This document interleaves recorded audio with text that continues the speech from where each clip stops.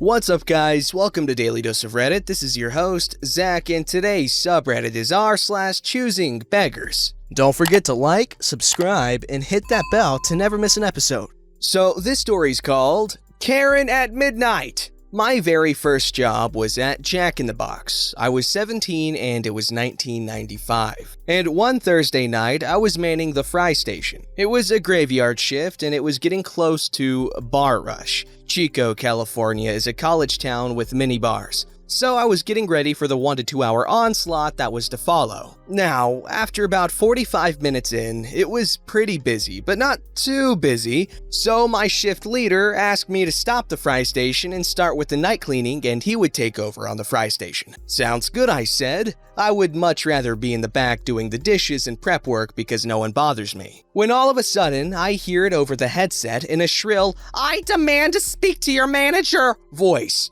We all had one to hear orders from the drive-thru. "Yeah, I would like 200 tacos, please." They had, and still have, 2 regular tacos for 99 cents. I was freaked. I quickly poked my head out and asked, "Did I hear that right? 200 tacos?" The shift leader says, "Crap, get out here and help now." Now, we can only make up to 10 tacos at a time. Each batch takes a minute 30 in the fryer. So I'm thinking of ways to maybe jerry-rig some fry baskets so we can make more of them. We asked her to park, being it was going to take at least 25 minutes to make all of these. I hear her shouting in the drive-thru window, "No, I will not park. I want my tacos. I have a party to get to and I promised the food and I'm already running late." The drive-thru gal is pleading with her to park as every minute she stays there hurts our average time. The boss does not like it when the average is over 3 minutes 30 seconds.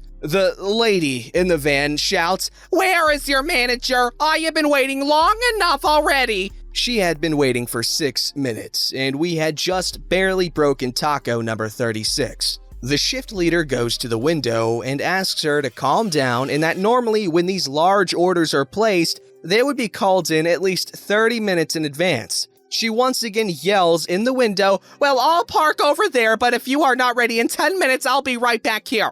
And I demand a cheesecake for my trouble." The shift leader hands her a slice of cheesecake from the little fridge down below. This satisfies her for the moment and she continues to the parking lot. I'm standing there freaking out. At the moment, I'm the only one making these tacos, and putting the toppings on them when they immediately come up from the fryer is quite painful. Hot grease. I have lost all track of time at this point. There's lettuce and taco sauce everywhere. A couple rogue tacos were on the floor. I'm pumping them out as fast as I can. By the time I'm done making 10 tacos, the next 10 are done with the fryer. I put them in bags, dump the tacos on the prep area, put another 10 in, and continue. I guess it has been 10 minutes because Karen is now in the lobby at the counter. "Where the frick are my tacos? I've been here forever. Where are my damn tacos?" The shift leader approaches the counter. "They are almost done. Please be a little more patient. We will bring them all out to you as soon as we can." Remember, they are handling other orders while I'm taking care of these damn tacos and the bar rush is in full swing. Karen shouts again.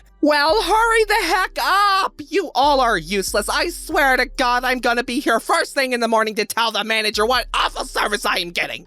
She then leaves back to her car. I'm still pumping tacos out. I lost count a long time ago. I have no idea how many more of these I have to make. When the shift leader says to me, "Whoa, Eric, you can stop now. You've made 20 tacos over." He asked me to run them out to Karen in the parking lot, then take my 10-minute break to cool off. I head out with several bags and head to her van. She looks at me and yells, "It's about freaking time! I've been here over an hour!" It had been just under 30 minutes. She swipes the bags like 5 at a time. She pulls one of the tacos out to eat it. Before she takes a bite, she looks at it, then goes nuclear. "I freaking told you no cheese! I am lactose intolerant and I told the guests of my party that I would bring them a lactose-free meal. I want a refund and you will make all of these over again with no cheese." I quickly run back in.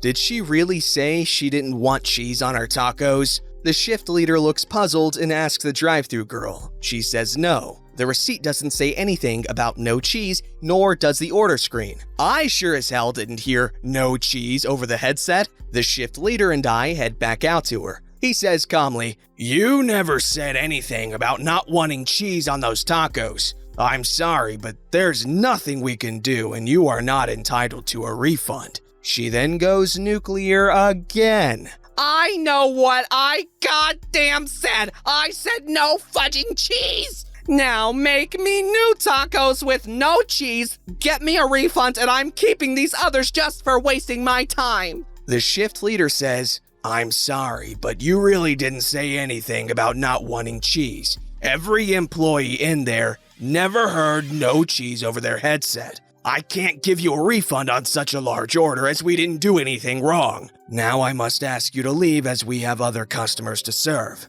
She yells again, "How dare you! Do you know who I am? I'll have your job for this!" She quickly starts her van, throws it in reverse, and peels backwards, crashing into a trash can and almost hitting the shift leader. He heads back in and I take my 10-minute break, sucking down 2 cigarettes back to back before heading back in. I know, I was 17 and smoking at the time. I smoked since I was 13, don't judge. We finish the bar rush with no other issues and finish the shift. I head home. At around 11 a.m., I get a call from the main manager asking me for my side of what happened last night. I guess Karen had called me and told her that she had called in an order for 200 tacos a good 45 minutes before showing up for them, asking for no cheese over the phone. We made her wait for almost 2 hours and gave her cold food, also saying that everyone was cussing her out and being very disrespectful. I told her exactly what happened, and my story lined up with the shift manager, the drive-thru gal, the grill guy, and the guy that was there just for truck delivery. Nothing more happened. Karen was banned from not only our location, but we called other fast food chains in town, including our competitors, explaining what had happened the night prior. I don't know if she was banned from the other places, but definitely wasn't coming back at Jack in the Box in our town. This was in 1995 though, who knows what now. Yo, I'm sorry, this isn't really relevant. However, the smoking in 1995 thing made me remember those old commercials back from when I was a little kid. I don't know if it was just a Texas thing, but there was this little commercial, this duck guy, and there would be kids and they're smoking or chewing tobacco or something, and he would tell them, "Tobacco is foul," after something wacky happened. I don't know, I always liked the commercials. Let me know if you guys know them. I'm not sure if it was just a Texas thing or not, but it's pretty neato. Anyways, the story. Not much to say here other than Karen was being ridiculous, but that's common knowledge here. 200 tacos, that's insane. Are Jack in the Box tacos even that good? I don't know if I could trust someone buying 100 tacos, without calling ahead at least. That's ridiculous and just inconsiderate, man. Alrighty, this titillating tale is called Choosing Beggar Demands I Pay for Her Shopping When She Didn't Bring Anything to Pay With. This happened just an hour ago, and I'm laughing at the insanity and absurdity of the situation. So, as everyone is painfully aware, there's a little situation going on in the world, and we're on lockdown with the exception of going out for essential shopping. So, some backstory. My nan and I are close. She's the 5th member of our family: mom, dad, me, my brother, and my nan. And she's elderly disabled and asthmatic, so she's high risk and vulnerable. Now, I'm also severely asthmatic, and I probably shouldn't be going out shopping, but for my nan, I'm willing to risk it. So I go out to do her shopping at Morrison's. She gives me her shopping list and I get what she needs / what's available. Side funny story. The toilet roll aisle was fully stocked and I was shocked. I don't get why people are so obsessed with toilet rolls, but if that's what people panic buy in this situation, at least future history lessons and exams will have ridiculous questions. And my grandkids in the future can ask about it and I can have a laugh. Anyway, on to the story. So, like at most stores, there's markings to help with social distancing and keeping people safe. So this choosing beggar started off by ramming me with her trolley while I was trying to scan my items and pay, and was invading my personal space. very rude. So I begin placing my items on the till and she's just glaring at me for some reason and muttering to herself about me hurrying up. I place the divider and go to start bagging my items. "I'm sorry, I didn't realize I had to rush for you."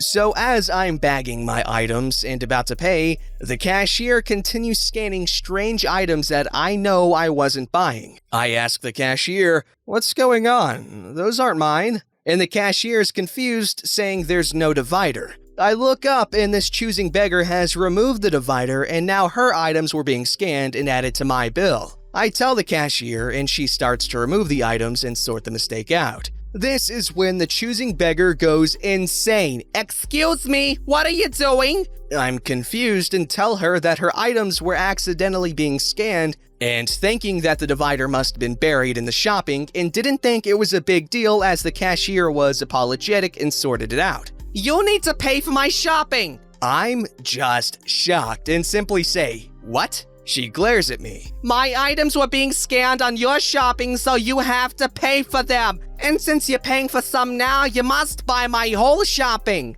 I give the cashier a look and am absolutely gobsmacked. "What makes you think I'm gonna buy your shopping?" She scoffs and continues on about how a few mistakes means I have to pay. I pay for my items and she still stood there expectantly waiting for me to pay for her shopping. I begin to walk away and she screams for me to come back. People are now staring, so I turn and say, "Lady, I don't know you and I don't have to buy your shopping for any reason." She then screams for security and feeds them some lie about me having to pay for her shopping. She called me over to ask what was happening and I told him. She then went on admitting she removed the divider thinking I wouldn't notice and I'd pay for her. Thankfully, the security guard just looked at her and told her the same thing I said, that I didn't have to. As I began walking away, she was screaming at the cashier saying she didn't have any cash or cards on her to pay and was demanding her to honor some expired coupons. I left before anything else, so I don't know how it ended.